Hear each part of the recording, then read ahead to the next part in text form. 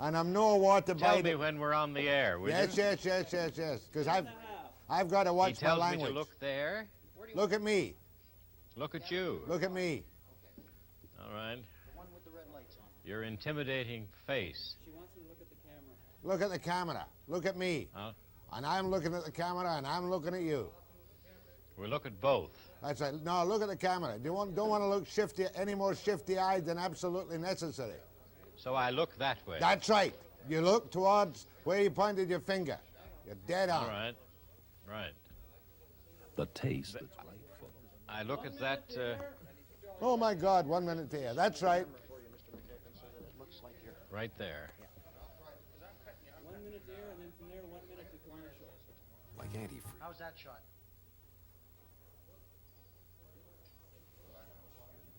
I think just a little. Ah, there's Marc LaLonde. He's there, too. We're home free. Yeah. We just got Pierre later on. Oh, Jesus Christ.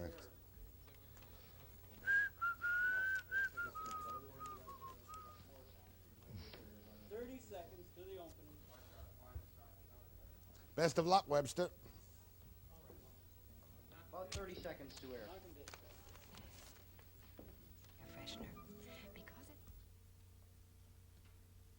So, I look. and odors from growing back. 2.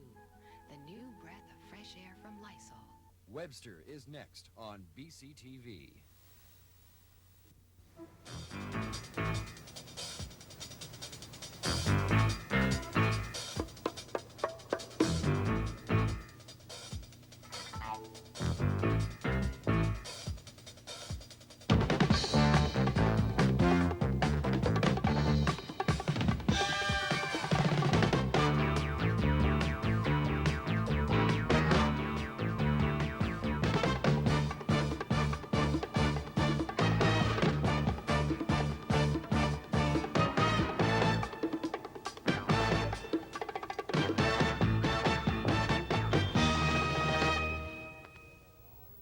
Good morning from British Columbia, in the first ever live satellite broadcast from Ottawa to the West Coast and back to CTV stations in Edmonton, Calgary, Winnipeg, Thunder Bay, Kitchener, and Montreal. And the cast of characters this morning to look at yesterday's budget include Finance Minister Allan MacEachen, Energy Minister Marc LaLonde, Prime Minister Pierre Trudeau, former Prime Minister Joe Clark, and Mr. Curtis, the provincial finance minister in British Columbia. We hope to take a good, necessarily querulous look at the Liberal government's actions yesterday and give you some of the provincial reaction on the West Coast, which is mounting with considerable steam. But first, Finance Minister Allan MacEachen in Ottawa after the break.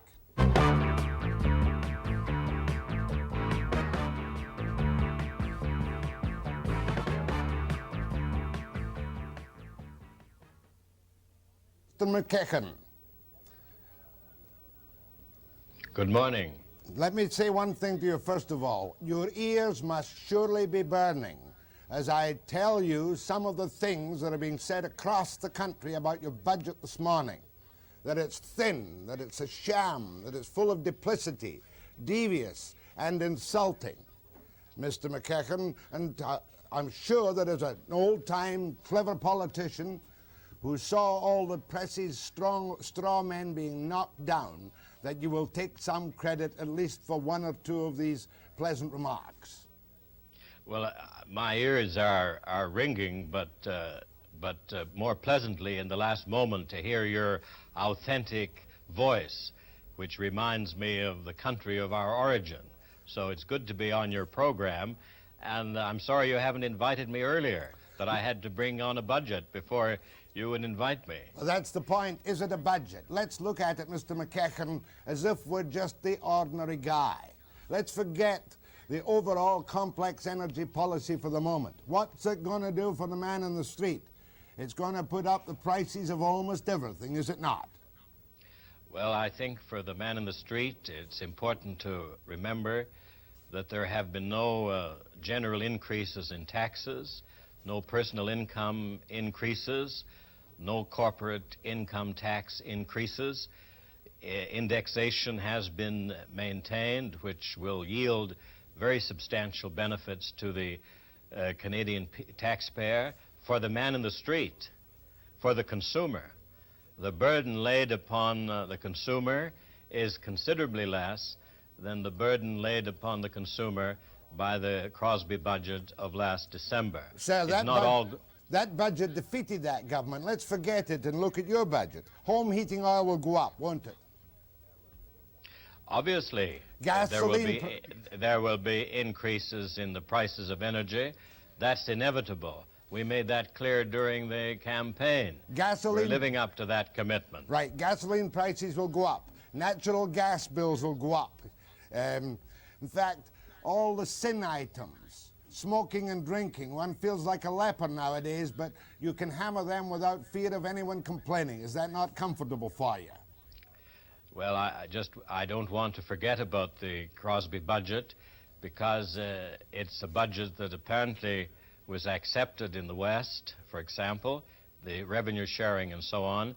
But here again, the prices, for example, to the consumers of gas will be less as a result of this budget than in the last December budget. The prices that the consumer will pay for gasoline will be less. There is no excise tax on gasoline. The prices of the commodity itself will be less. I admit, there is an increase in these commodities, but less than had been projected last December. Is it not a fact? Is it not a fact, too, Mr. MacEachen, that in your budget papers you were very cautious and told us, in effect, that you might have to bring in a real tough budget next year, might even have to take off the indexing, might have to face in a more practical fashion? Right now, you've got a deficit of close to $14 billion, and you've debt payments of about $12 billion. You've only got a few cents to play with until you really hammer us in a real budget next year, perhaps? Well, this is a real budget, and you talked about the deficit, and I'm glad you did, because over the period that I have been dealing with, I project a rather substantial decrease in the deficit and a rather substantial decrease in the financial requirements of the government. What I've said about indexation is that in my budget consideration this year, indexation will not be changed in any way. Next year, when I prepare a budget, I'll have to consider all the array of options that any finance minister must consider, and that doesn't imply a threat to the Canadian people on the question of indexation. That's the farthest thing from my mind. One of the most frightening things in your budget was your prediction over some years, you'll remind me the number, that the consumer price index would go up 69%. Over what period is that prediction made by you, sir? Well, what we said in the budget was that probably this year and next year the inflation rate will range about 10%, and after 81 probably the consumer price index will decline. But there is no gainsaying, no avoiding the fact that inflation is deeply embedded in our system. It's deeply embedded in the expectations of not only Canadians but people throughout the world, and any gains in the battle against inflation will be very slowly won. And I have made no effort to conceal that fact from the Canadian people, and we are not in the budget attempting to accommodate inflation. We are restraining inflation through our fiscal policy, through the reduction in the deficit, and through support for the governor of the bank in maintaining his monetary targets. What was that figure for the 69% increase in consumer price index? How many years was that? 4 years? Well, I don't know what where the 69% comes from, but on an annual basis, the year-to-year increase is projected to be this year, next year, about 10%, mainly caused by increased food prices, energy prices, and there's no way that we can avoid these particular increases. No way at all. You would concede, Mr. MacEachen, that apart from the hammering of the oil industry, or from the reduction of revenue to the oil industry, and the new taxes on provincial governments and consumers, that it is in fact a thin and somewhat soft budget for times of increasing inflation and increasing debt weight? I don't admit that at all, and I don't admit that there is any tax on provincial governments. The budget in itself establishes an expenditure plan, a fiscal plan that will put Canada in a position to benefit and to participate in the recovery that we project for next year. We're attempting to lay a solid foundation through increased spending on research, development, through an emphasis on technology, to put Canada in a position to participate in that recovery. And I think, very important, we have not done things that would impede the progress of the economy in participating in the recovery. And I think that a budget has to be judged as much by what it avoids doing as much as what it does. And I think this budget is very much in tune with the requirements of the economy and is very positive, quite apart from energy. But bear in mind that Canada's energy house has to be put in order. It's crucial to our future development, and that is why we have emphasized so much the energy package. When is a natural gas tax not a natural gas tax? This is where you've been accused of, if I may put it bluntly and succinctly, double talk. Exports are to be taxed. Domestic gas is to be taxed. Surely what you said about no tax on exports really is a little bit misleading. Well, you know, I think it's a very important point, and I want to deal with it. It was fully in my mind. In fact, I had decided as Minister of Finance to impose an export tax on gas. There's no question about that. And because of the concerns of the West, because of the feelings that were expressed, I completely altered that position. I rewrote the budget statement, changed all the calculations, and introduced a tax on natural gas applicable to all gas produced in Canada, consumed in Canada, and consumed in the United States. Now, is anyone suggesting that I should have proceeded and imposed a tax on Canadian consumers of gas and not on American consumers of gas? No, sir. Well, that seems to be the implication. Mr. LaLonde and I have totally abandoned what we wanted to do in order to meet and accommodate the wishes of Western Canada. My thanks to Allan MacEachen, Minister of Finance. I must keep the time this morning, Mr. MacEachen. Next, we'll pursue that with Marc LaLonde and other intriguing aspects of the new taxation policies on industry, which some people think hit only the West too heavily. After the break.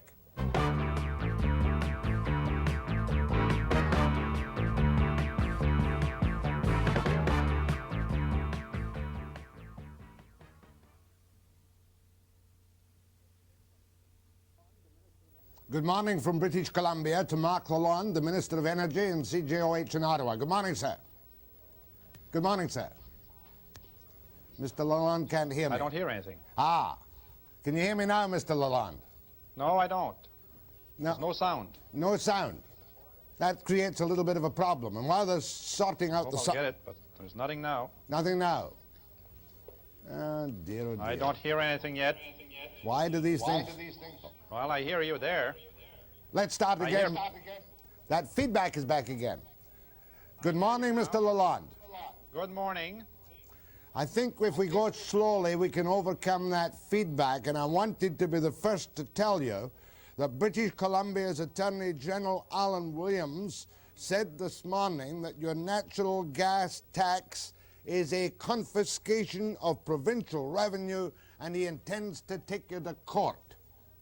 Did you expect a tax challenge on this integral part of your budget? I'm surprised of the statement of Mr. Williams, I can assure you that the tax that has been imposed is, sure, totally constitutional. It's a normal tax, and I fail to see how Mr. Williams can come to that conclusion, but obviously he's entitled to his own opinion. But I think it's a fair tax for all consumers of gas all across Canada, and it is just like any other tax. I also have word from a reliable source in the East this morning, your part of the world, that once the oil industry got down to computerizing its models, that they say their reduction in revenue to 33% of the barrel price is utterly financially devastating for them. Well, now, you must have some figures in that. What is your reaction? Well, I think, again, the figures are completely wrong. If you look at the statement by the Minister of Finance yesterday and the program we have tabled, we have said that the producing provinces would get 43% of the revenues, oil and gas revenues, over the next 4 years, compared to roughly 45% at the present time. That is several times more than any other state or province in any other country in the world where the state or provinces own the resources also. And it's a very small contribution to the whole of Canada when you compare what we're going to take from industry in this particular instance. And you notice that the federal government is going only to get the smaller share, 24%, for the whole of Canada. So I think that what we have put forward is indeed most fair to all of Canada and most fair to the producing provinces and the West in particular. You know, of course, Mr. Bennett hasn't made a reaction yet, but you know that his senior cabinet ministers and those in Alberta are fuming at what they feel is a grab of their increasing revenues that they'd hoped to keep to, and that even 2% of a drop on the prices you've suggested perturbs them greatly, and they regard it as discriminatory. Well, what is happening is that the percentage may drop 2%, but as the pie is going to be getting much larger over the next 4 years, the producing provinces, the producing government, the governments of the producing provinces are going to get a much larger amount of revenue. For instance, we've calculated that the producing provinces would be getting $40 billion, 38 as a matter of fact, plus the Western Development Fund of $2 billion, $40 billion over the next 4 years. That is going to the provincial governments, apart from the $2 billion on the Western Development Fund. You do expect a rough reaction from Alberta, Mr. LaLonde, I know, because you weren't able to make an agreement with them, and that your plan, good though it may well be, is imposed. Yes, I regret that we could not get an agreement indeed. I would have much preferred to get an agreement, and that's why we spent so many months trying to iron out an agreement. But we have not been successful. What we have put forward, again, is a proposal, is a decision on the budget, which is going to be extremely beneficial to the producing provinces by any standard compared to anywhere else in the world, and any objective observer will come to the same conclusion. How much will the federal government have to subsidize the eastern parts of Canada to bring it down to a blended price, thereby denying what some people in the West feel is their full share, their chance at last to have a big bite of the developing pie? How much is it going to cost to subsidize lower oil prices outside Alberta?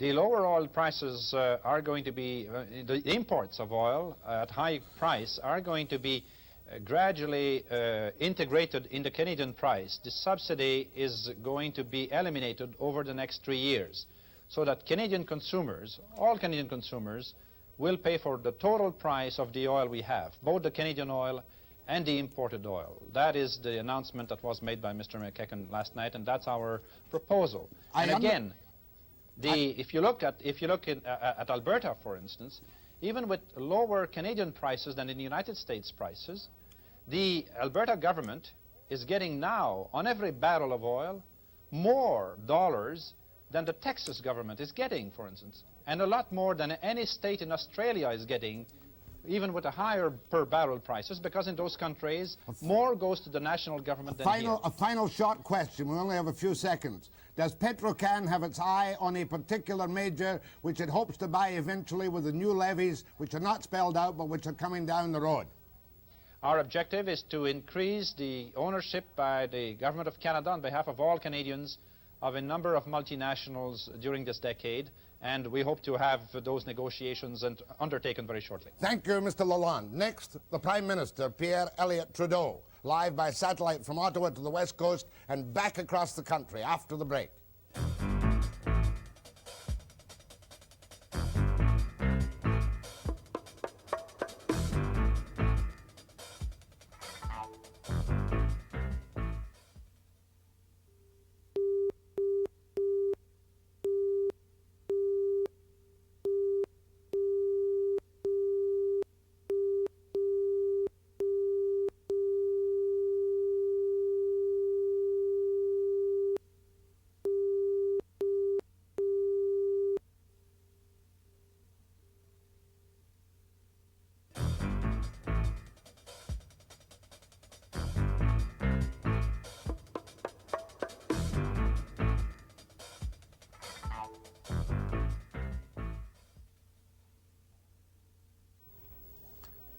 We have nothing in the European... Many times I have interviewed the Prime Minister, Mr. Trudeau. It is never an easy task. Let me be the first to admit that one knows when one is up against the shrewdest, best informed, most erudite debater. I hope he can't hear this in the country. Good morning, Mr. Prime Minister. Good morning, Jack. You seem so far away. Well, I am a matter of 3,300 miles away, sir, on the other side of the country. You don't look as terrible as you usually do. Are you going to be nice this morning?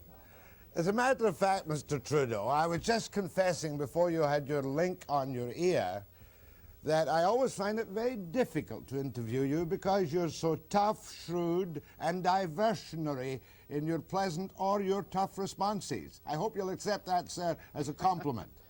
Well, you sound as though you're softening me up, Jack, for some tough questions. No, sir, I was just going to say to you, I wondered if you realized how badly you had put your foot in it, with respect, when you said that the chances of separatism in the West were absolutely nil and inexistent.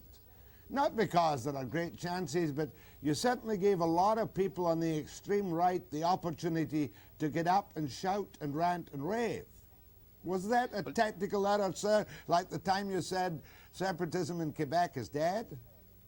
Well, Jack, separatism is dead in Quebec. The people just rejected it in a province-wide referendum. And the PQ government is now trying to find ways of getting elected again without saying that it is separatist. So obviously, if it can't even show its colors, it feels that separatism is dead. But what about the West? You're a Westerner. You say I put my foot in it. Explain to me, Jack, how I could be possibly insulting the Westerners by telling them that I think they're good Canadians. Tell me that. That's why you're so clever, sir. Let me try and tell you. Let me try and tell you, difficult though it may be. Because you gave an opportunity to your constitutional opponents who feel that you are acting with inordinate haste and absolute tough as nails, just watch me how tough I will be. You gave them an opportunity to say, sincerely and politically, if Mr. Trudeau stays on this course, separatism of the West is inevitable. Now, I don't happen to believe that, sir, but that was the opportunity you gave to people, some of whom I respect, like Pat Carney. Jack, I respect you. If you say you don't believe it, then we're on the same side. No. You know, some politicians are saying that separatism is a danger in the West. I say Canadians are good Canadians, and they're not going to separate just because their political leaders say they will. You say that I've acted in a tough, just watch me way. Do you know, Jack, that the three national parties are agreed that we should patriate the Constitution with an amending formula without the consent of the provinces? Do you know that? Yes, of course I do. Well then, you know, who's opposing us? Mr. Clark is on our side. Just last week he moved a motion in the House. His party moved a motion saying that we should go to Westminster, bring the Constitution back, put an amending formula in it. We're doing that and something more. But he's not saying we should only do it with provincial consent.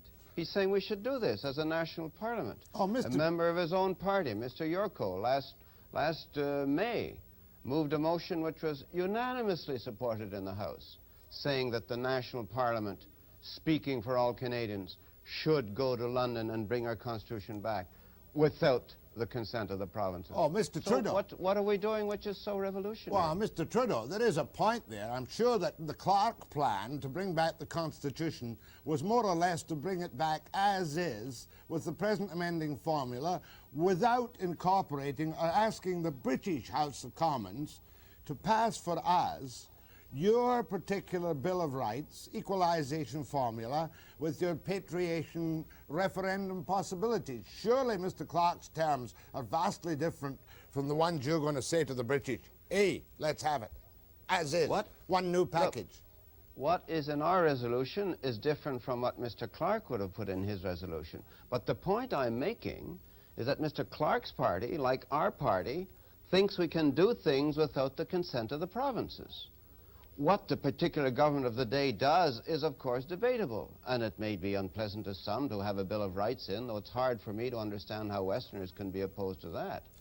But I repeat, what is in it may be unacceptable to some people, but what we are doing without the consent of the province is the fact that we are tailing the British to send our Constitution back with an amending formula. Mr. Clark agrees with that. Therefore, the country is unanimous that we should proceed without the consent of the provinces. Is there not something odd, though, sir, about asking the British Parliament to give us, through their authority, our Constitution? Surely, had things been different in the country, sir, hypothetical question, but had things been different, had things been really calm in all areas of the country, surely you would have preferred, sir, to bring the Constitution back as is and debate and change the specific forms in the Canadian House of Commons.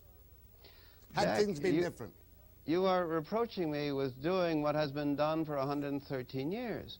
When we brought Newfoundland into Confederation, when we put the Unemployment Insurance Amendment, when we amended the Constitution to permit the federal government to legislate to give a guaranteed income supplement to the older Canadians, it was all done by the Great Britain. I'm not doing anything different. For 113 years we've gone to Great Britain and said, will you put this in the law? It's been passed in Parliament, now you have to pass it. I'm doing what's been done for 113 years. The difference is that once I will have done it, once we in Parliament will have done it, then no more we'll have to go to Great Britain. From then on, we can debate it in Canada and pass it in Canada. Mr. Prime Minister, what happens if the UK Parliament drags its feet? Have you a guarantee that despite the apparent discontent in some quarters in Britain, that it will be done as soon as we ask for it? I have no guarantee. The Prime Minister, Mrs. Thatcher, told me that it would be a government bill and that she would put a 3-line whip on it, so she means it to be passed. I think the British have too much common sense to get embroiled in one of their former colonies. I mean, you see Great Britain sitting at the Commonwealth meeting in Australia, in Melbourne, next September, and Canada saying, well, you know, Great Britain refused to give us the final vestige of our independence. Do you see Mrs. Thatcher saying, well, you know, I didn't like what the Canadian Parliament did? She'd have every member of the Commonwealth against her. You know, it's not her job to say whether she likes or doesn't like what the Canadian Parliament did. It's her job, and it's been that since the Statute of Westminster, to do what the Canadian Parliament says. Now you see... In matters concerning Canada, of course. You're such a clever debater, Mr. Prime Minister, that you've left the whole country with the impression that I am a faithful supporter of everything you do, and I'd like, with respect, to say, sir, that patriation, yes. Equalization spelled out, yes. Referendum, providing veto powers are not given forever to Ontario and Quebec, but could come to the large, fast-growing western provinces. We're worried about the referendum. Can I talk to you about? Can I talk to you about that after the break, sir? Yes, of course. Back with the Prime Minister in Ottawa after the break.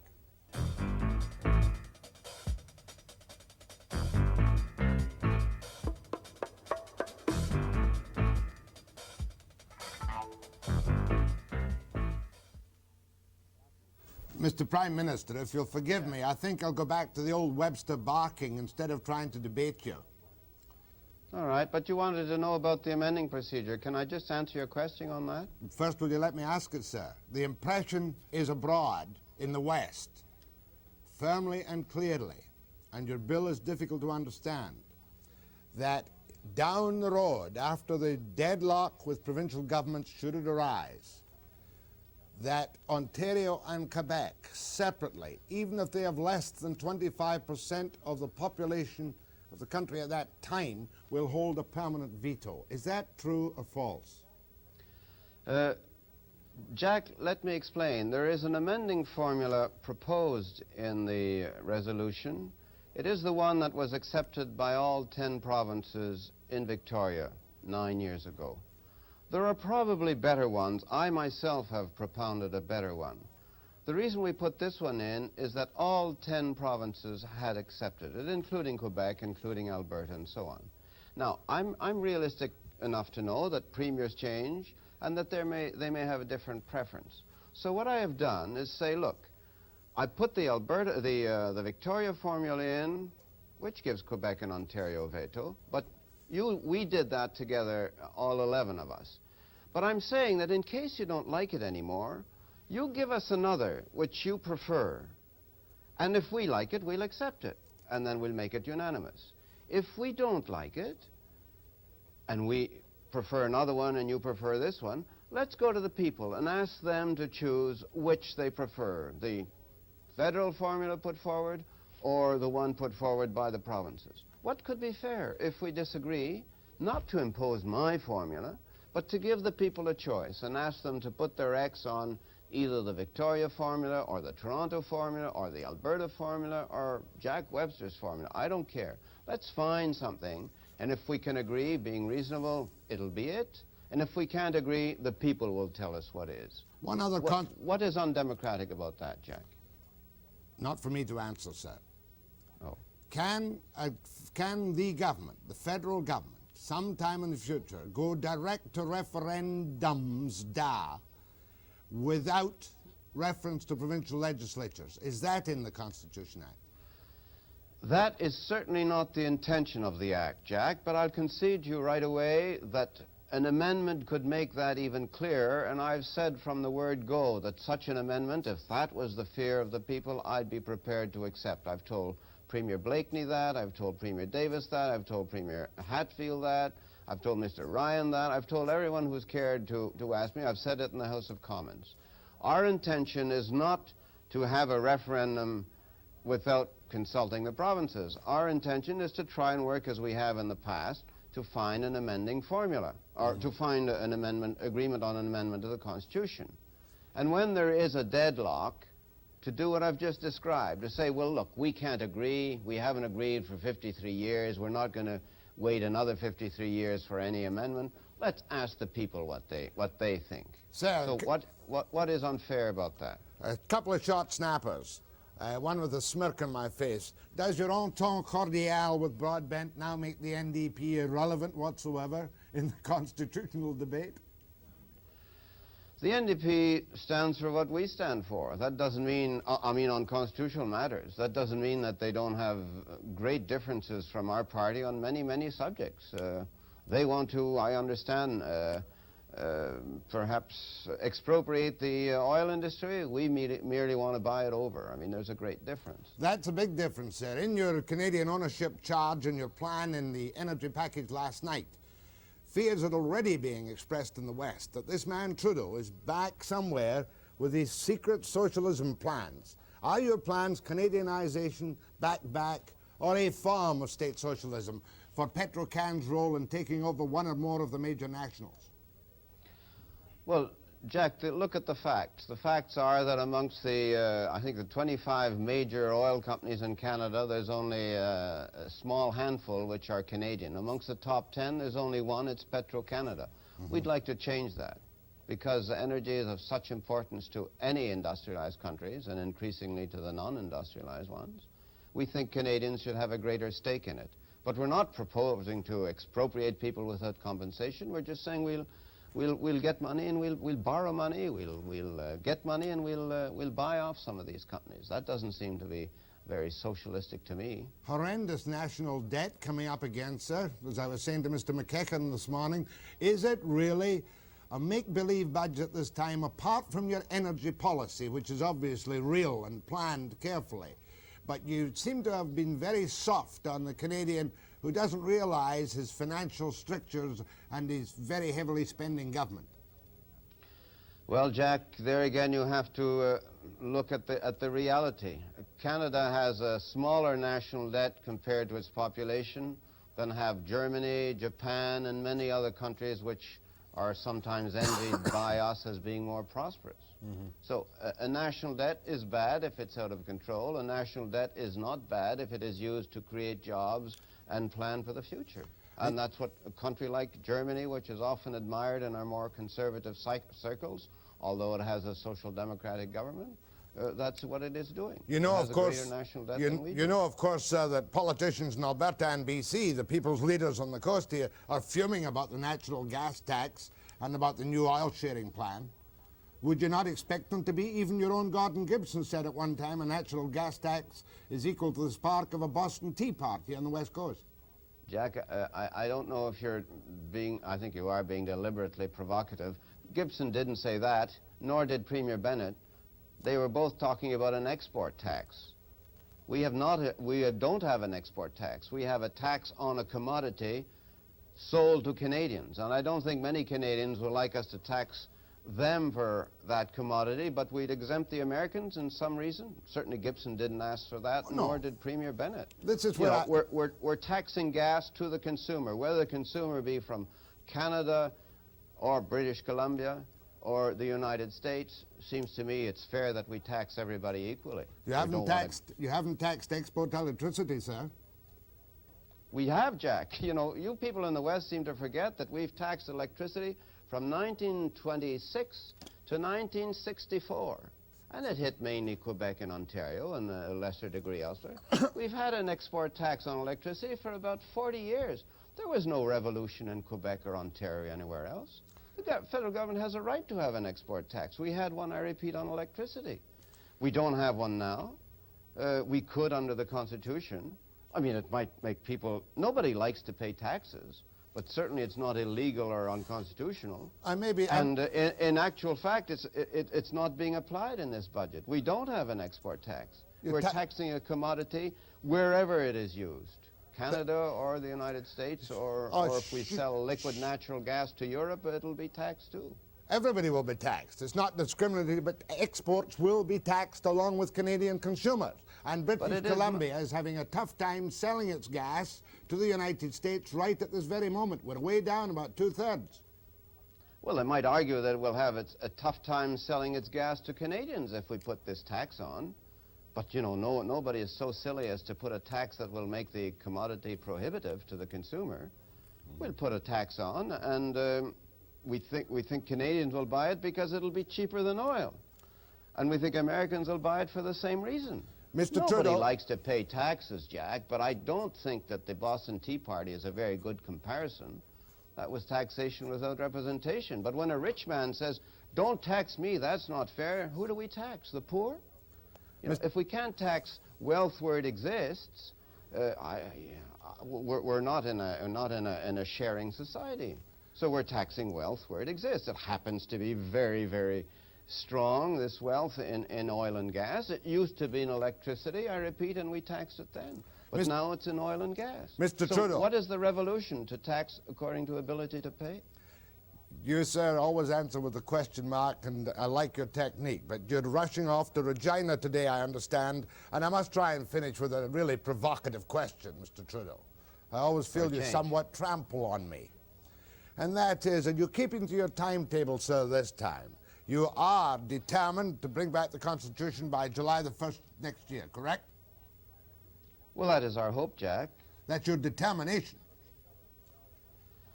Look, in government we always have to plan because we've got so many things to do. That would be my plan. But I don't think I will suddenly lose what remains of my hair if it's July the 2nd. Are you, sir, ready yet to tell us if this is your last session as Prime Minister, and have you an eye on an heir apparent? Have you and I an heir apparent? I have. I've got 3. But what are you talking about? Political heir apparent, sir. Who will be your successor when you quit at the end of this Parliament with the Constitution safely back? Well, I don't know. First names that come to mind are MacEachen and LaLonde. They were just on here. They seem to do very well. Thanks but I'm sure they're... Thanks for taking part in this first ever broadcast from here to Ottawa, back to Vancouver, and out across the country. Thank you, Mr. Trudeau. Thank you, Jack. Next, Mr. Joe Clark, former Prime Minister of Canada and leader of Her Majesty's loyal opposition.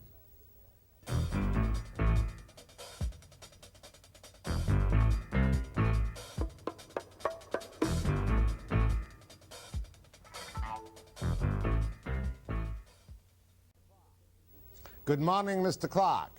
Good morning, Jack. Thank you for taking part in this first ever reverse Ottawa, Vancouver, back across the country broadcast. Let's start with the budget, Mr. Clark. As a man of the West and from the West, do you anticipate that the hostility in Alberta and already showing in British Columbia is going to be enough to create a real crisis? Or do you think the kind of thin budget of Mr. MacEachen's and the long-range plans are reasonably satisfactory for the development of the West? I think there's no question that they are not at all satisfactory to the development of the West. Indeed, there's a very real prejudice against Western Canada in the budget. You'll recall that we proposed last December a budget that would have applied a tax equally across the country, an excise tax that wasn't very popular, but it was at least equal. It affected Canadians in every region equally. This one doesn't. What they are doing is asking 5 provinces, including Ontario, to bear a burden that is not being shared by the other 5 provinces. Is that in itself, though, basically unfair? After all, I could argue if I were an Eastern businessman that merely because the resources are in the ground in Alberta and to some extent in British Columbia, there's no reason why they shouldn't be taxed on this windfall bonanza to share equally across the country. Well, Jack, let's talk about 2 things. Let's talk first of all about people. Our excise tax applied to people. Their tax applies to people. Indeed, the domestic gas bills of people in British Columbia are going to go up 25% right away as a result of the budget that was brought in last night. And it is unfair to the people of the 5 provinces who bear the burden of this tax, which would have been shared among all of the people of Canada by the tax that we propose. That's on people. Question relating to provinces, as long as we've had a confederation, we've recognized that the richer provinces have had to pay something to contribute to the welfare of the rest of the country. We certainly were aiming in that direction, both through the creation of a national energy bank and also by talking about modernizing the equalization arrangements in this country so that Alberta, British Columbia, provinces that were at this point in time earning more could contribute more to the whole Canadian family. It's interesting that there has been no new talk about equalization, no real talk about sharing by agreement. Instead, we have sharing by fiat, sharing that is forced upon the producing provinces by the government in Ottawa. That's not going to work because it's going to create a climate of hostility that will add to the difficulties that have come with our constitutional discussions. By the way, I hope that before we're finished today, I might have an opportunity to correct 1 or 2 of the untruths that Mr. Trudeau uttered about our position on the Constitution, but we can come to that later. I tried to get that back on the track myself, and I think I was basically on the right line, that you both agreed on bringing back the Constitution, but vastly different content of the Constitution when it comes back. Is that correct? 2 things. One, vastly different content of the Constitution. We believe that Canadians should decide the contents of our Constitution once we get it home. He wants the British to decide. It's a question for Canada, not for the British. But secondly, we had proposed in the House of Commons an amending formula that had been agreed to in principle by all of the premiers as recently as this September. Mr. Trudeau is not speaking the truth when he suggests that we were proposing unilateral patriation. We are proposing that it be brought home with a formula to which the provinces have already agreed. He's not. He wants to act not only on his own, but he wants to write in a provision that would allow a province like British Columbia to vote against a constitutional change in a referendum and still have that constitutional change forced down your throat. That's on the 2 provinces 50% formula, is that That's correct? Right, yeah.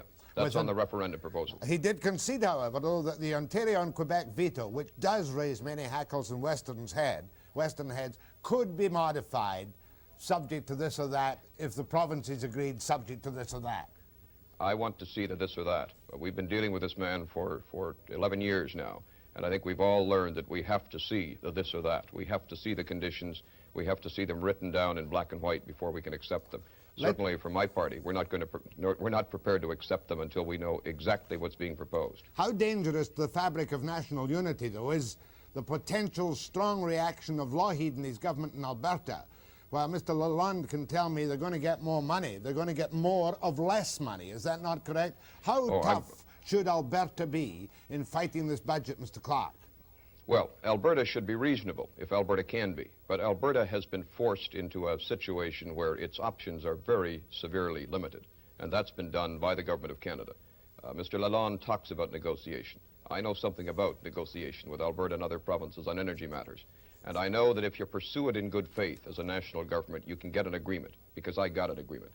I think that Marc LaLonde and Pierre Trudeau have not been bargaining in good faith with the producing provinces, British Columbia, Saskatchewan, or Alberta, because they preferred to act alone. And we have seen one consequence of that in the budget last night.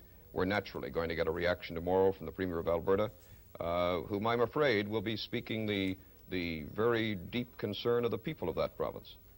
In other words, it's not unthinkable that the province of Alberta might consider using its powers to reduce the flow of oil or to reduce the exploration and discovery of oil in these circumstances to the rest of the country. It's not unthinkable. I guess that's not unthinkable. What we have here is a situation where the Alberta government has always been a tough bargainer with us or with the Liberals, but they have also been an honest bargainer. But it takes two to make a bargain. You have to have both two tough people and two honest people at the table. I don't think there was an honest effort by Ottawa to get an agreement by agreement. They wanted an agreement by fiat, and I just don't think that works in a country like ours. You know, I tried very hard, and I can say this because I'm fairly relaxed this morning, Mr. Clark. I tried very, very hard to get both MacEachen and the Prime Minister to concede that there's double talk, that there is not a tax on export gas. Am I right or am I crazy? No, you're not crazy, and they are trying deliberately to mislead the people of Canada. Let me deal with this on two levels, if I can, Jack. First of all, they are claiming that it is not an export tax because it also applies to Canadians. Well, but it applies to export as well. It's an export tax plus. They're now shifting the burden not away from the export tax, but shifting the burden also onto Canadians. That means that in many cases, because Canadians are going to have to suffer the burden of the export tax, that Canadians will be paying in effect twice on this. But to deny it's an export tax is to deny the truth. The figures Can I come to a more basic matter here? Yes, please. On the Constitution, on the economy, on a wide range of questions. We have seen an entirely new development in Canada in the last little while, and that has been that the Government of Canada has been going out and buying advertisements on television to try to manipulate public opinion. They've done it on the Constitution. They've done it on energy. I've no doubt they're going to be trying to do it again on the budget. It's never been done before in Canada. What happens is a combination, first of all, of public opinion polls to try to find out what Canadians are afraid of, and once they have learned the fears of Canadians, the Liberal Party is designing advertisements and policies that are designed to speak to those fears. That is a dangerous 1984 manipulative kind of approach to politics, and it's not honest. And we've seen that lack of honesty on the Constitution. We've seen that lack of honesty when they've refused to call an export tax an export tax.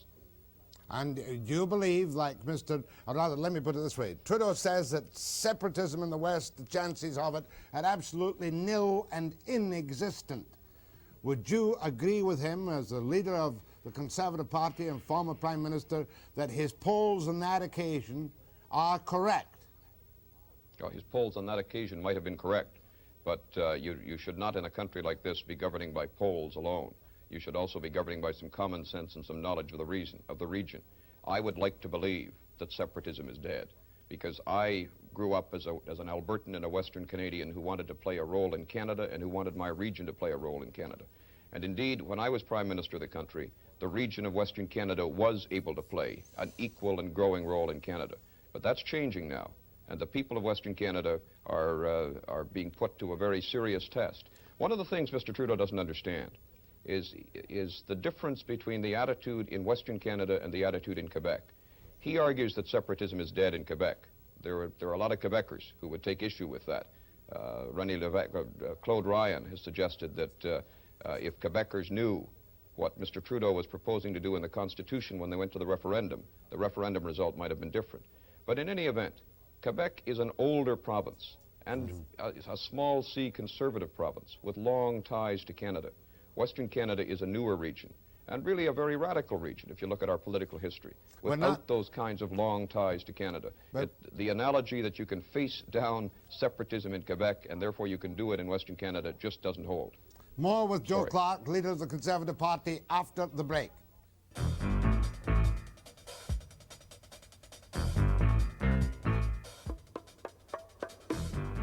This is the CTV television network. Back to the budget in a moment, Mr. Clark, if you don't mind, but on Western alienation and the possibility of separatism, one of your most respected MPs, Pat Carney of Vancouver Centre, sat with me the other day and said, cold-face and most assuredly, that if the Constitution is brought back the way Trudeau wants it, separatism is absolutely inevitable. You know, of course, that some of your West Coast MPs feel like that. Is that not a danger to the country? Perhaps a proper one, but is it not a danger that we didn't think we'd face from federal MPs? Oh, well, you're suggesting that it's a danger for a member of Parliament to report the facts as she sees them in her region? No. Okay. But there's clearly a danger, in my judgment, of separatism in Western Canada. I think that any responsible national figure who ignores that fact is either not telling Canadians the truth or doesn't understand the realities of that region. Pat Carney and I and all of the members of my caucus hope devoutly that that won't occur. But we recognize that we are dealing with a region that will only be pushed so far. And we've seen a great deal of pushing on a constitutional package that puts Western Canada in a second-class status in relation to Ontario and Quebec. And we now see a budget brought in that, quite apart from ignoring the opportunity this Trudeau government has to deal with the real economic problems, treats the western region of Canada unfairly. That kind of thing, particularly in a region where the Liberal government has only 2 members, none of them west of Winnipeg, none of them north of Ontario, that kind of thing is bound to create very real tensions. And I think that a member of Parliament, and indeed broadcasters, others who know that region, have a responsibility to tell the truth about what's happening out there.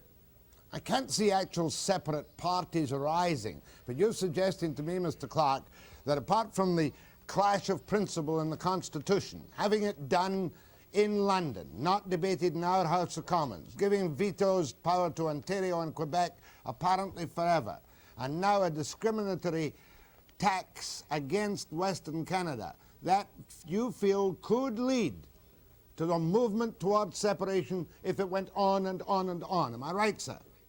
Jack, what I believe is that if people feel that their government is going consistently against their interests, they are going to move away from that government.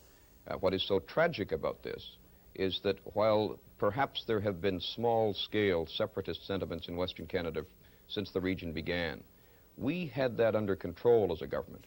There was a sense in British Columbia and Alberta and Saskatchewan and Manitoba in the north that they were part of Canada, that when we formed the government of Canada, that when we were following policies to build the country, we were also building the West. And we were taking advantage of those very real creative energies that exist in Western Canada, that desire to build. We were channeling that into building for Canada. Now, that's all been lost. And it's been lost because we've got a government that doesn't know enough about Western Canada and unfortunately hasn't shown the kind of interest that I believe it has a responsibility to show. And if it doesn't, they're going to reap the whirlwind. 2 things, sir. The budget itself.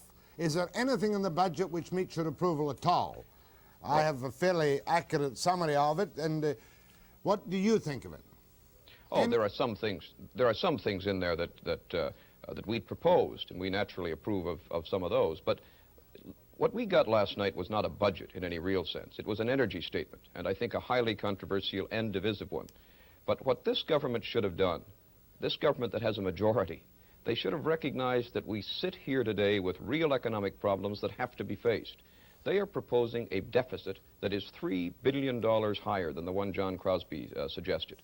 And when you add that kind of burden to the debt that Canadians have to pay, not only is it a burden on individuals, but it builds in inflation. What troubles me as a guy who brought in an honest budget and lost power because of it is that here's a government that has the same problems, except they're aggravated. They have a majority government. They have the opportunity to use the instruments of national economic policy to deal with the real economic problems, and they're not doing it. They've got a majority, but they don't have the courage to use it. And they should be using it now for deflation, some development. Is that correct, sir? And for trying to tackle the debt? Let's take two questions. One is the question of the debt and of the deficit. They claim they're bringing it down. Well, they're bringing it down after they've jacked it up $3 billion. Let's take then stimulation. You know that we had before the House of Commons, and it was defeated by the NDP and defeated by the Liberals, a proposal to help Canadian homeowners pay property tax and pay mortgage interest. That was a proposal that we knew would help create jobs and stimulus and accommodation right across the country. Instead of doing that, the Liberal government has one minor item, the MERB proposal, which is really a proposal that helps the well-to-do. It helps doctors with extra money to invest. I've got nothing against doctors with extra money to invest, but I would prefer to be helping individual Canadians who want to own their own homes, who are having trouble with their property tax, having trouble meeting their mortgage interest payments. That's what we tried to do. That's what the NDP stopped us from doing, and that's what the Liberal budget absolutely ignores. But you must give them full credit, sir, for setting up some way or another through their machine the wonderful straw man of the possibility of being hit hard with de-indexing, etc., and then walking away from it with a smile on their faces. Well, I can't deny they're devious. Nobody's ever denied they're devious. They're very devious. On de-indexation, by the way, I'm pleased that my party and I were able to stop them from taking away indexing. But I'm worried because we've only stopped them for this year. Again, if you read that budget, you see that they are proposing to keep indexing in only for 1981. Then they'll look at it again. I think they've got it in their heads that they want to end indexing, want to sock it to the widows of the country by that means, and we stopped them this time, but they think we can't stop them again. Might even be next year, might it not? Oh, sure, by their budget. Their budget allows them to do it next year. Quickly on the Constitution again. First of all, how do you regard Broadbent's status in the House now that he's regarded as being in the pockets of Mr. Trudeau come hell or high water on whatever Constitution he wants to get through? Well, he's popular with the Liberals. His status in the House is that on constitutional questions, he and his members, except for Sven Robinson, are just another Liberal vote. I don't think they're going to be very popular with the people who elected NDP members of Parliament, because the people who voted NDP in Western Canada particularly were not voting for somebody to stand up and say, "Ready, I ready," whenever Mr. Trudeau snapped his fingers. That is, in effect, what Ed Broadbent has forced the NDP to do. A lot of his members don't agree with him. Mr. Robinson had the courage to stand up. The others haven't had that courage yet. Mr. Nystrom has disagreed with him. Others have disagreed with him. I think that he has abandoned the obligation that he owes to the people who voted NDP in any constituency where they did, because they weren't voting Liberal. They were voting against the Liberals. Was there truly a denial of justice when closure was brought in? After all, there had been 11 hours of debate. It was only being referred to a committee. Can you convince me, although I know that Trudeau will use it again when it comes back, perhaps, the report comes back, is that a true denial, or is that not normal, kind of sane, cutting out verbiage in the House of Commons? Well, this form of closure has been used 4 times in the last 25 years. 4 times. I don't think has ever before been used when there has been so little debate before it was brought into place. There weren't 11 hours, for the record. There were 24 hours of parliamentary debate. But there were more government members who spoke than members of my party. And it fell particularly heavily upon Western Canadians who were not allowed the right to speak. Secondly, it's going into a committee that is operating under closure. This committee has to report by the 9th day of October, of December, excuse me, yeah, of December. That means that there's going to be extraordinary pressure upon the people who are members of that committee to rush the thing through. And, you know, they're being cagey as to whether or not they'll let the television cameras in. Mr. Trudeau says he has no objection. If he had no objection, he'd have the courage to stand up, as I have, and say the cameras should be there. They're also denying this committee that discusses the Constitution of Canada to travel in Canada. They want the decisions to be made, the Canadian decisions, to be made just in Ottawa. You know, even the legislature of Ontario is traveling beyond Ontario on the Constitution. The legislature of Manitoba is traveling outside the capital on the Constitution. But the Canadian Parliament is denied the right to go directly to the Canadian people and ask the people what they want to do with their Constitution. Two short snappers to finish, Mr. Clark. One, a bad budget, the worst budget you've ever seen? I don't know if it's the worst, but it's a very bad budget because it doesn't take advantage of the opportunity that a majority government has to face the problems of the country. Do you feel secure in your leadership, and do you hope again to be the Prime Minister of Canada?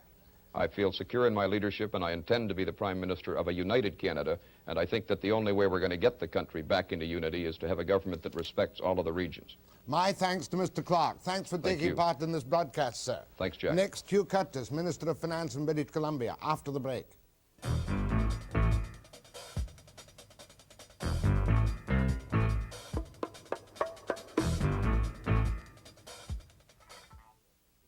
Yeah, that'd have been much better. We'll do that next time. Yeah. We do not have Victoria yet. They can't hear you. They're working on it. I may get you a stretch. I'll give you a 1, 2, 3, 4, 5, There he 6, is. 7, 8, 9, 10. And then you talk and see if they can hear you. 1, 2, 3, 4, 5, 6, 7, 8, 9, 10. Can you hear me, Hugh? 30 seconds. Uh, Can they hear Jack there? Now is the time. Can you hear me, Hugh? Can you hear me, Hugh? Hugh. 15. Can they get him yet in check? Yes, they okay. In check. In Victoria is Mr. Hugh Curtis, the Honourable Hugh Curtis, Minister of Finance in the BC Government. Mr. Curtis, just to give us the good news first, when will we, the people of BC, consumers of natural gas, start paying the new federal tax, and how will we pay it? Well, Jack, my understanding is that we commence within a very few days. That clearly was stated in the budget document in Ottawa last night. And the precise method of collection, I would assume, would involve the province's capabilities. So I trust that that is the answer you seek. I can't tell you much more about the mechanics, but it's going to happen very soon. I understand. Have you a dollar figure for how much it is going to cost gas users, import and domestic and export in BC? Well, immediately, according to the statement made by the Federal Minister of Finance, we're looking at the first jump of 30 cents per 1,000 cubic feet, and that's to be followed by a number of other jumps which ultimately reach 75 cents, plus the sleeper, which relates to the motion of Ways and Means, which would authorize a further up to 60 cents per 1,000 cubic feet in terms of acquiring a company, as spelled out by Mr. MacEachen. So it could be very, very hefty. In other words, it could cost British Columbians, one way or another, hundreds of millions of dollars, perhaps $90 million this year, on the new tax. Well, there are two aspects that I think are particularly concerning to us. And the first is the direct cost to the consumer, of course, that goes without saying. Secondly is the preempting of traditional provincial revenue sources, an intrusion into provincial revenues, which will cost us some hundreds of millions of dollars out of our budget. And we're going to have to find that money one way or another, and perhaps I can expand on that in just a few moments. Yes, please. I understand that your colleague, the Attorney General, has already announced this morning that this natural gas tax is nothing more than a confiscation of provincial revenue, and that BC will tackle the subject in the courts. The British Columbia Attorney General has met with our cabinet today and has offered early advice, and I'm sure you will be in contact with him for more detailed information as we proceed. The press asked me this morning, some of the press, as I entered the cabinet meeting, are we at war with the rest of Canada? Well, you know, that kind of statement doesn't really help in a situation such as this. We've been presented with a complex budget. We've been presented with a budget which we in British Columbia do not like, and I suspect in other parts of the country we do not like it because it has failed to address some very major problems which face the country, all of the country, in late 1980. But this is, as far as I'm concerned, this is not a time to talk in that particular kind of way because I don't think it's constructive. And we want to be constructive in British Columbia, but we're going to be very, very firm as well. We're going to have some strong things to say in the weeks and months to come. Mind you, we're not nearly as vulnerable in the long haul as Alberta, which is liable to lose many billions of dollars if the price doesn't go to the level at which they seek it. Is that not correct? Well, it's a matter of degree, Jack. I don't think you should, and I'm sure you're not intending to do that, you should not downplay the impact which this budget has on the people of British Columbia. I'm not speaking of the government, but the people of British Columbia. And frankly, it's an inflationary budget. It is certainly presuming that inflation is going to continue and perhaps increase. That's the only way that Mr. MacEachen and his colleagues in the federal cabinet can deliver the kind of revenues that they expect, and that's worrisome. I think that should be worrisome to all of us who have been concerned about inflation. Will this lack of revenue, the revenue actually won't come out of your pockets, it'll come out of the consumers' pockets in the natural gas tax, won't it? No, in actual fact, it's going to come from both sources because, and I think that point has to be stated and restated. If you want to switch briefly to the subject of the export of natural gas, right. And incidentally, I'm sure you looked at the complete contradiction in the energy statement paper which was produced or delivered last night, right. Where it says we're not going to tax export natural gas, but instead we're going to tax all natural gas, including that which is exported. We're very dependent on that export market. It is worth many hundreds of millions of dollars. We're already in some difficulty in British Columbia as a result of the fact that that has not been a competitive fuel in the United States Northwest in our market. As a matter of fact, as Finance Minister, you're worried about the drop in revenues from BC Petroleum Corporation prior to these new taxes. Oh, without question. I had to make some budgetary adjustments mid-term in the course of the summer of 1980 because we saw revenues down, particularly natural gas. And we have quarterly reporting, so we'll have another quarterly report in a very few days. And I have been concerned, and this follows on top of that concern, so it's very grave. We're lucky you've got such a healthy surplus, budgetary surplus, Mr. Curtis, haven't we? Well, I suppose that really strikes at the difference between Ottawa and British Columbia at this particular point in time. Our surplus has been, much of our surplus has been earmarked for projects and programs within British Columbia to help this particular part of the country grow and become stronger and more attractive. And more with Hugh Curtis, Minister of Finance, after the break.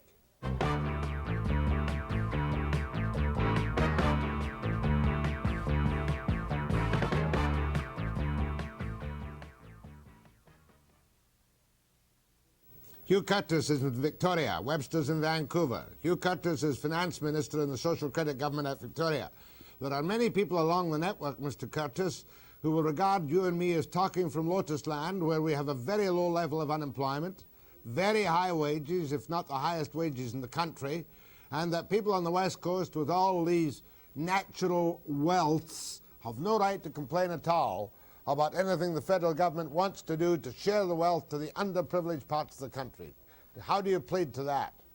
Well, I think that I would have no difficulty, Jack, in saying that since December of 1975, when this government was elected, we have carefully husbanded our resources, our financial situation. We've watched it very, very carefully, as did my predecessor in this government. And we are in a position where there is resentment, clearly, with respect to the amount of money which flows to Ottawa and which in many instances appears to be wasted. You send $1 to Ottawa, and no matter where you are in Canada, when you get it back, it's something in the vicinity of 30 or 40 or 50 cents. It's a very expensive washing machine, sir, in the city of Ottawa. And the money returns quite badly shrunken. Yeah, relationships aren't all that good between the BC government and Ottawa, are they, Mr. Curtis? Well, I think that the lines of communication are going to stay open. Of course, we have a basic difference of opinion on a number of matters, and I would not presume as Minister of Finance to deal with constitutional issues, but there are some strong differences of opinion, and those will continue to be expressed. But the lines are open, and Jack, frankly, I have contact with some opposite numbers in Ottawa, and I think that both of us want to remain in a situation where those lines are open. Do you agree with Conservative MPs on the West Coast, as I put to Joe Clark a little while ago, that there is a possible element, one of them said to me, absolute inevitability of separation if the federal government continues to behave the way it does towards the West right now? There is a growing concern, I think, about the clear insensitivity of the federal government with respect to the western part of this nation. And I emphasize this nation because, again, we are Canadians and we want to remain so. I think that, that the public with whom I have contact, the people in my constituency, the people I meet from time to time, are increasingly concerned. I don't know that we are going to see a separatist movement as such, but there is this growing resentment, and it may at some point in the future go beyond the ability of a government to control or to harness it. Surely what bothers the man in the street in British Columbia, perhaps more so than in other parts of the country, is that the average house price in Vancouver now for not a very impressive place is around $110,000. Becomes almost impossible to finance and to mortgage. You would agree that this is a very dangerous situation in British Columbia when it comes to the ideal of home ownership for everybody, isn't it? That is of concern, and for that reason I was at least pleased to give one positive note. At least I was pleased to see the inclusion of MIRBs, rental assistance, not spelled out but certainly referred to in Mr. MacEachen's budget, because if you ease the total housing stock situation in Vancouver, in Victoria, in other cities in British Columbia, then you may help in the ownership situation. But Jack, there's one point that I think if I may, would really like to make. And that is, you referred to us as living in lotus land. We've been running on a very tight budget in British Columbia. I'm speaking only about the province in which I serve as an elected representative. And we had to make the corrections to which I referred. Now, in view of the potential loss, more than potential indeed, the quite predictable loss now of many hundreds of millions of dollars of revenue in 1981, 82, and beyond, we can't close hospitals. We can't and won't close hospitals. We can't suddenly prune back our education system. We can't cut down our highway system, our lines of communication. We're going to have to look at one of two things. We have, I'm sure, the best revenue-sharing program with municipalities, with local government in British Columbia than anywhere in Canada. It's an extremely good one, introduced in 1977. This news last night places that revenue-sharing program in jeopardy in terms of the total program or indeed in terms of severely cutting it back. In other words, you're liable, faced with this new federal impost on natural gas and the other things on energy, to cut back your assistance. Keep your own bundle tight, but to cut back the assistance to the cities and municipalities throughout the province of BC. Well, I'm not sure that I agree with keeping our own bundle tight. We have a very, very tight budget process facing us next year already. If cutbacks come, you'll be able to blame them on the Ottawa revenue-sharing taxation formulas thrust down the throats of the provinces. Well, all I can say is that there are some very serious concerns, and not the least of which is the fact that this budget document, which really is a LaLonde budget and not a MacEachen budget in my view, does not address the increasing cost of the federal government. And that's of concern certainly to people across the country. It must be. I'm sure it is. I'm sure this isn't a uniquely Western Canadian or British Columbian point of view. But Ottawa is leading you towards trimming your wings and instituting higher local taxes in BC, and the same might apply in Alberta, Manitoba, Saskatchewan, and perhaps even Ontario. Well, there are very few choices left to us. We will have to increase taxes. We will have to cut the kind of thing I referred to in terms of revenue sharing to municipalities, or we will have to cut some other programs or do a little of both. But as I sit here today, on the first few hours after looking at the budget, the one which I think may have to be trimmed is that very fine and important revenue-sharing program to local government, and that would be extremely sad. My thanks to Hugh Curtis. He agrees with the opposition, generally speaking, that it's a nothing budget and dangerous to the provinces, certainly in the West. My thanks to the station along today's network. Good morning from British Columbia. I have sought a strategy that I fervently believe will serve our national and individual interests while preserving essential individual freedoms.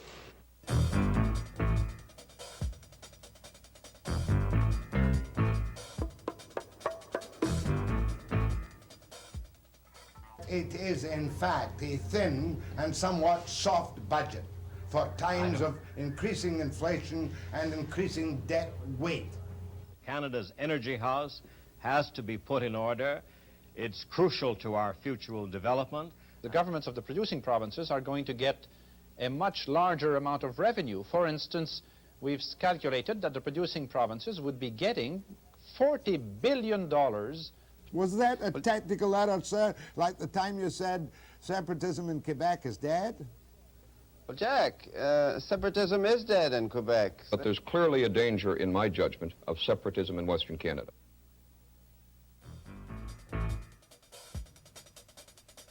This is the CTV television network.